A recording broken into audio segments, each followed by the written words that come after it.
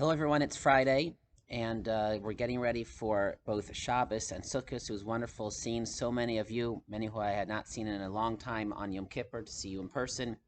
And we look forward to and hope everyone will have a wonderful Sukkot starting tonight.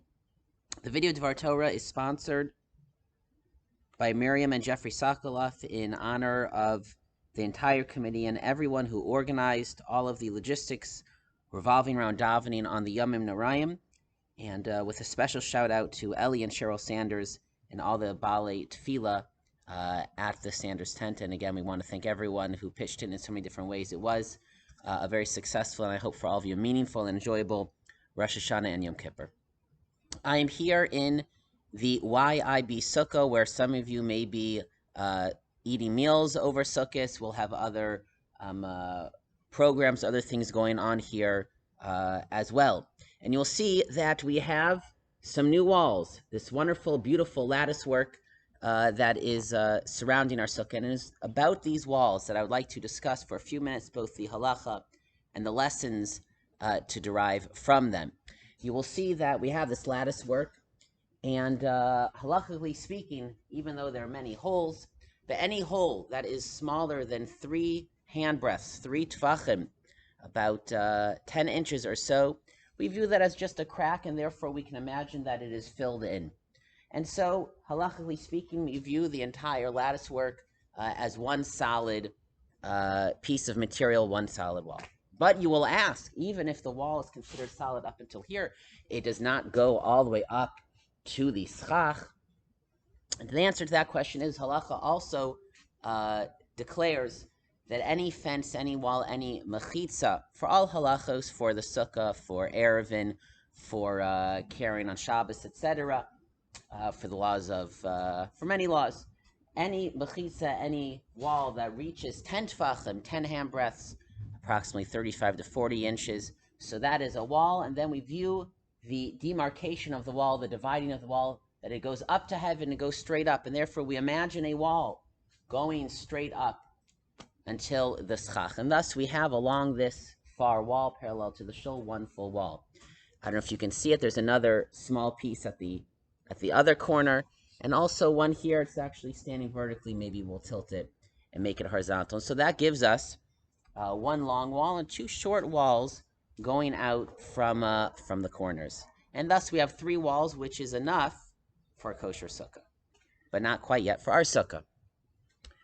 For the entire sukkah to be kosher, so we need to connect this little wall here, that it should be considered that it is connected all the way until the wall of the building, and thus the wall of the building would be the 4th side of the sukkah, and we would view this as one area surrounded by enough walls, covered by schach, allowing the entire area to be kosher. So why, or what connects from that lattice work across to the wall of the building? That's a pretty large gap. So there are 2 answers to that question. One is, it is or will be a gap of less than 10 amot. An amma, an arm length, is somewhere between 1.5 feet to 2 feet.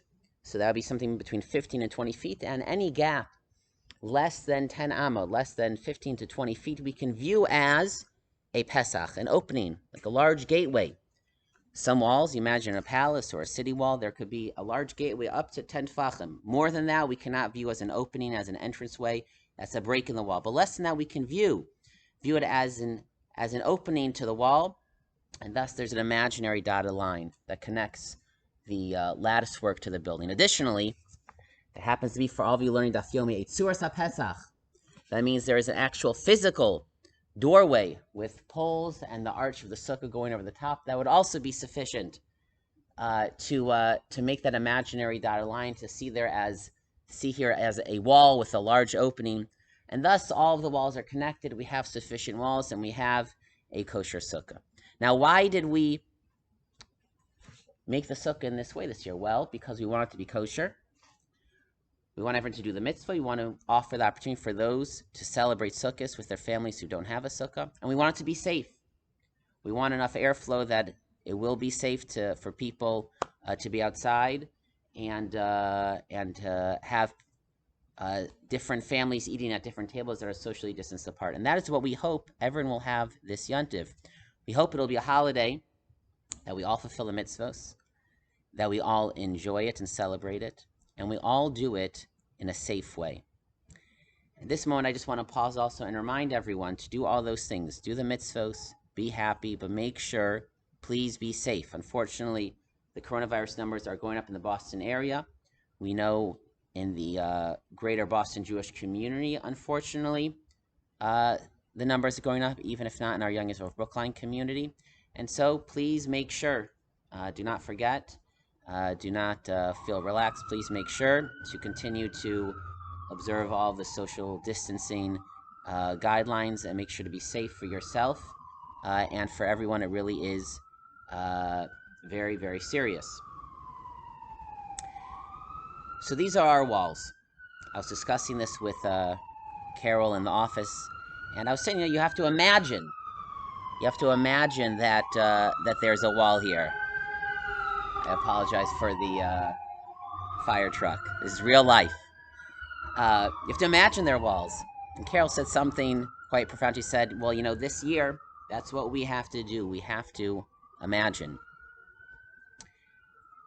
Every culture has a way of seeing the world. Every person has a way of seeing the world. And the Torah has a way of seeing the world. We cannot necessarily change or determine our given life circumstances, but we can change and choose how we see and interpret and experience the world. The Torah here says, you may see many holes. It may seem incomplete.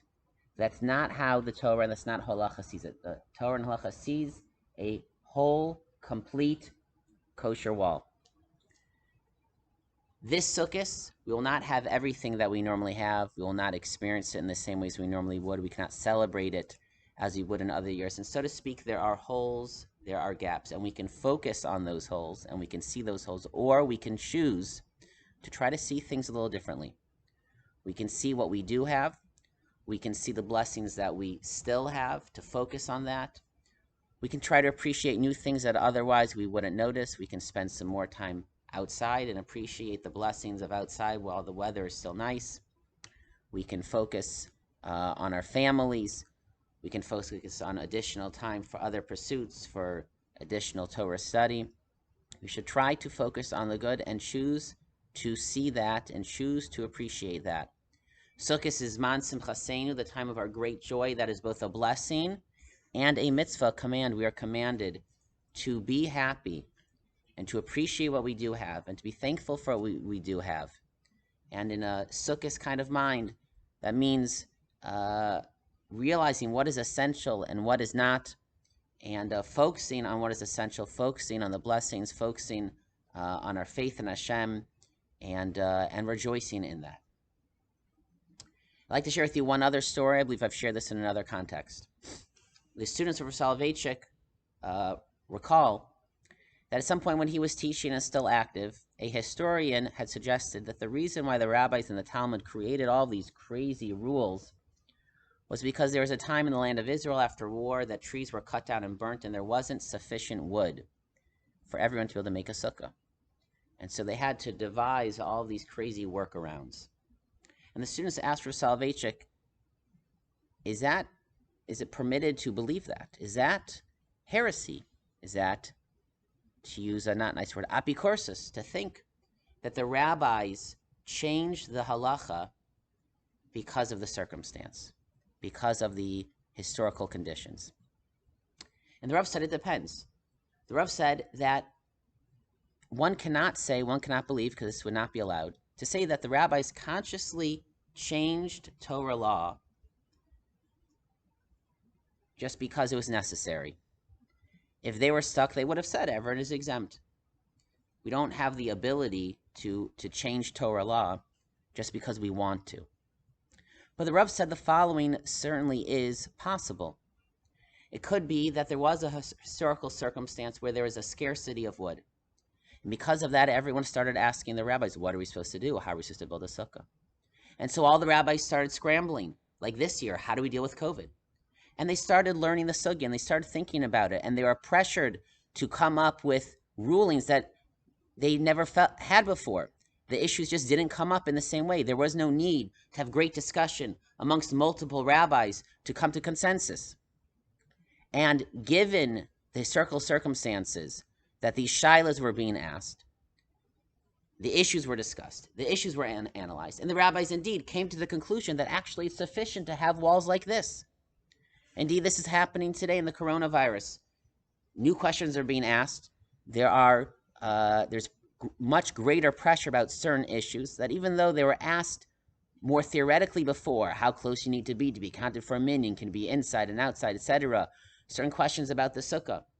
But there was never the pressure to discuss it, to come to firm answers by so many different halachic authorities, and thus in that way, there were chidushim, there were new insights, there were new rulings. That is certainly permitted to believe, and there's no reason to think that that could not be. And what I'd like to learn from that is that sometimes when there are challenges, sometimes when there are new questions, that leads to innovation, that leads to new creative ideas, true ideas, and good ideas. I can tell you that here at the Young Israel, so because of the given circumstances, whether they are halachic innovations or programmatic innovations, we are forced to think of new ways to celebrate the holidays, think of new ways to stay connected, thinking of new ways to learn and to daven. And even when all of this is over, many of these new ideas will be deemed wonderful, positive, creative, valuable ideas that will continue. Perhaps in your family, perhaps you already have, perhaps now is the time. With new routines, with a different kind of sukkahs, maybe there will be new family rituals that will develop. Or maybe you will change the way you do certain things, your Shabbos or Yontiv table. And then afterwards it will stick. We'll say, that was a great idea, we should keep this change. We're looking forward to Simchas Torah. Simchas Torah, we will not be able to celebrate, to have a kafos, dancing the way we normally would. But it's Simchas Torah. We must make it a joyous day, both for adults and for children. So we are thinking hard, and we will come up with, I am actually quite excited, creative new ideas, and some of them will think, we should do this every year. And so this Sukkot, I hope that the change and the new challenges of this Sukkot will lead us to new ideas, creative ones, to new insights into our souls, into who we are and what is important to us, and will lead us to true joy. We should be happy. We need to be happy. There's a mitzvah to be happy. Let's see what we have. Let's connect the dots. Let's connect the pieces of lattice. Let's focus on the good. Don't see the holes. See what you do have. See what we still can appreciate. See the blessings that we do have. See a whole, complete, kosher sukkah. And so with that, I wish everyone a wonderful Sukkot, a Chag Sameach. I hope to see you in person. If not, I wish it to you now. Good Shabbos, Shabbat Shalom as well. And everyone should just have a very joyous Sukkot. Good Yontiv, everyone.